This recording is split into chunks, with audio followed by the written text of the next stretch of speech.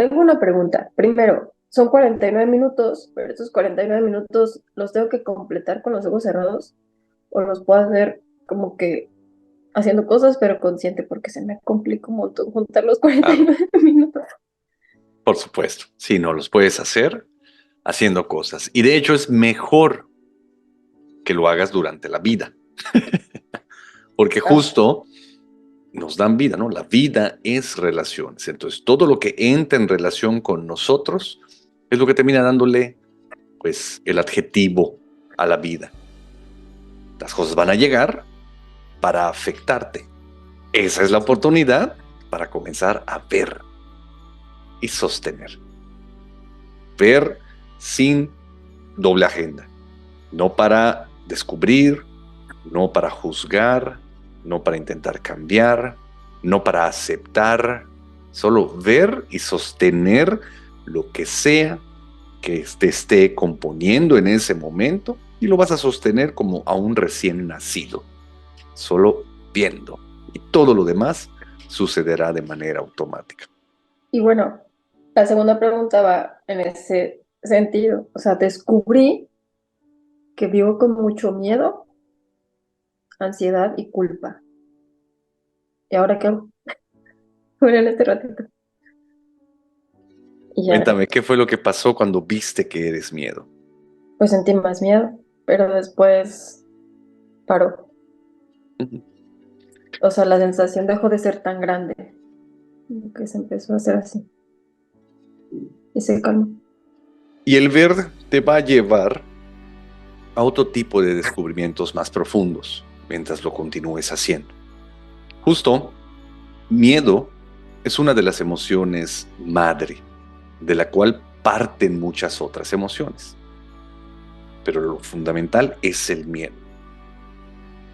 El miedo, por ejemplo, los celos, es miedo a ser reemplazado. La ira es miedo a ser destruido. Y así con un montón de otras emociones, parten realmente del miedo. Cuando te quedas con el miedo y lo sostienes, el miedo te come. Al comerte, desaparece ese yo que está teniendo miedo. Porque no es que tengas miedo, es que en ese instante eres miedo. Te quedas siendo miedo, el miedo te come, desapareces y también desaparece el miedo. Lo que queda ahí como resultado es mucha energía, es dicha. ¿Por qué queda energía? Uno, porque no estás usando energía para hacer algo con el miedo, que por lo general, por ejemplo, los varones sobre todo, lo que queremos hacer es cambiar el miedo por valentía, ¿no? El miedo por no miedo o por cualquier otra cosa. Eso nos drena mucha energía. Cuando dejas de querer hacer algo con las emociones las experimentas, te van a transitar. Vienen, entran y se van, dejando como residuo más energía. Porque recordemos que las emociones se van a experimentar dentro de nosotros, más o menos como en el centro del pecho. Visualicemos el corazón como una caldera y las emociones como trozos del carbón. Entonces echamos más carbón a la caldera y se libera energía. Entonces todo lo que vas experimentando termina dándote energía. Esa energía es lo que hace que sientas dicha. Entonces de repente viene miedo, ay, te cagas de miedo y sientes todo el miedo y el miedo te come y deja dicha. Y luego vendrá otra emoción. Y lo mismo con todas las emociones, ya sea que las cataloguemos como buenas o como malas, como correctas o incorrectas, como cómodas o incómodas. Todas las que se experimentan terminan eh, resultando en dicha.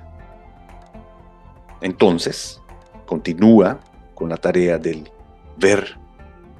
Y entonces, si es necesario, te van a empezar a mostrar cuáles son las programaciones y las cargas que están detonando esas emociones.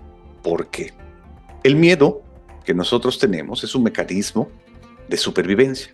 En la parte más baja del cerebro, la más básica, nuestro cerebro reptiliano o reptilíneo, está este miedo que nos va a preparar para atacar o huir, simplemente para sobrevivir, para poder mantenernos con vida. Todos los seres vivos lo tienen, pero el ser humano, con los avances en ciencia, tecnología, medicina, en la sociedad, en el convivir, en todo, pues realmente hay un montón de cosas que ya no nos ponen en peligro. Ya no corremos el mismo peligro que corrían nuestros ancestros 3 generaciones atrás.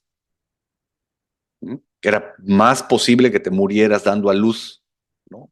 O que te matara una diarrea, ¿no? O que de un viaje de Peto a Santún te comiera un tigre. Hoy ya no. Y sin embargo, seguimos con las mismas cantidades de miedo.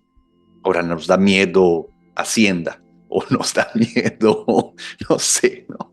El que nos despidan, o que nos vaya mal económicamente, o que se enferme algún pariente o uno mismo. Cuando los avances en la ciencia, en la medicina, en todo, pues nos dicen que al contrario, que tenemos más capacidades de salir airosos de toda posible situación.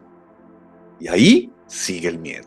La mente buscando dónde enfocarse. Cuando el miedo es muy presente y ya no tiene que ver con la mente y el entendimiento, tiene que ver más con una experiencia que no se terminó de experimentar en alguna etapa de tu vida. Sobre todo tiene que ver mucho con la infancia.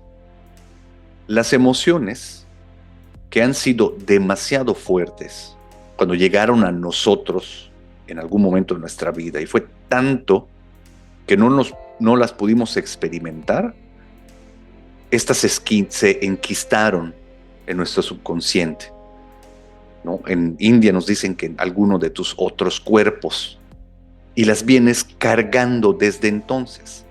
Se llaman cargas, ¿ok? Entonces las cargas son emociones que vienes cargando por muchos años a lo largo de tu vida. Estas emociones creemos que son tan dolorosas que mucho de nuestra energía la estamos aplicando inconscientemente por seguir escondiéndolas, para que no salgan, para que no emerjan, para que no las experimentemos. ¿Por qué? Porque en el momento en cuando nos tocó empezar a experimentarlo, fue tan grande que tuvimos una repercusión, algún problema con respecto a eso. Por ejemplo, Diana Norton, mi amiga, nos compartía que en un proceso en India, ella pudo descubrir el por qué no podía llorar. No podía llorar. Entonces las emociones de dolor y de tristeza no las podía experimentar. Con todo y que pasaban tragedias en su vida. Tragedias cabronas. De muertes y suicidios y secuestro y un montón de cosas. Y no podía llorar. Cuando ella empezó a practicar el ver y el sostener, de repente se dio cuenta de que no podía llorar porque cuando ella era una niña pequeña, de unos 4 o 5 años, su papá la llevó a la Basílica de Guadalupe a misa. De hecho, vivían muy cerca porque el papá era muy guadalupano. En plena misa, a Diana se le sube una araña en la pierna y la pica. Entonces hizo lo que toda niña haría. Se puso a pegar de gritos de dolor. Pero el papá no supo cómo manejar la situación.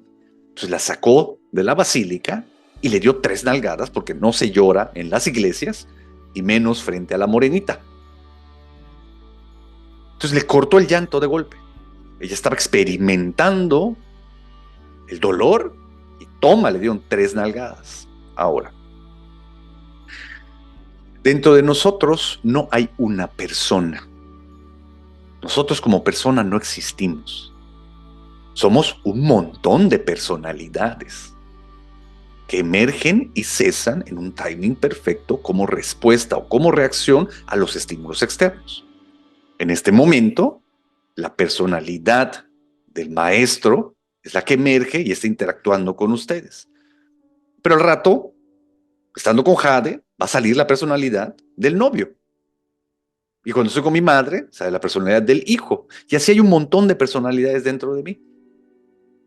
Cuando le pegaron a Diana, no solamente le pegaron a Diana, la que estaba en misa, sino le pegaron a todas las otras Dianas que la componen. Entonces, es de esta manera. Todas las otras Dianas dijeron, ni madres, la personalidad que es Diana la que llora no vuelve a salir. Y la mandaron al calabozo, a lo más profundo del subconsciente. Y todas las otras Dianas quieren ocupar su lugar. Pero eso no es natural. Está esa personalidad escondida y está la carga de la emoción pendiente.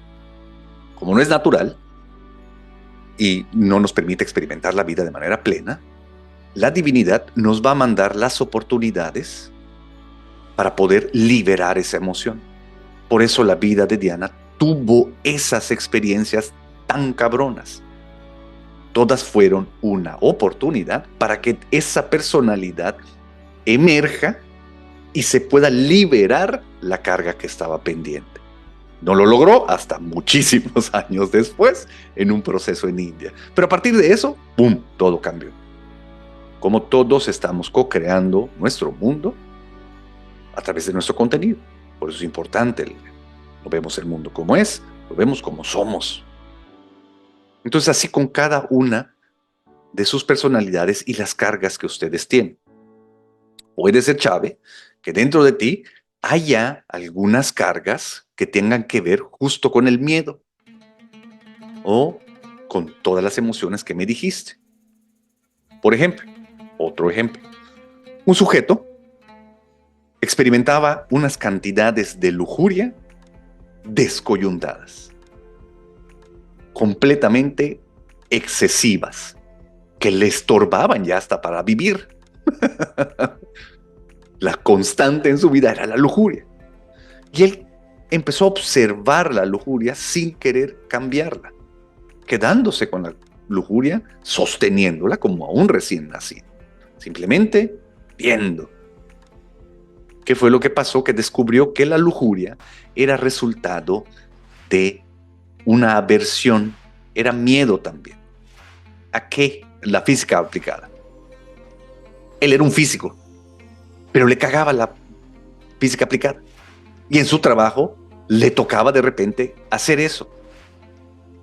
Y como no lo quería hacer, por el miedo de no hacerlo bien, se detonaban unas cantidades enormes de lujuria en él. Entonces él prefirió, pues ni modos, es más conveniente el que yo haga lo que no quiero hacer, en lugar de estar teniendo como resultados estas cantidades enormes de lujuria. ¿Se dan cuenta de esto?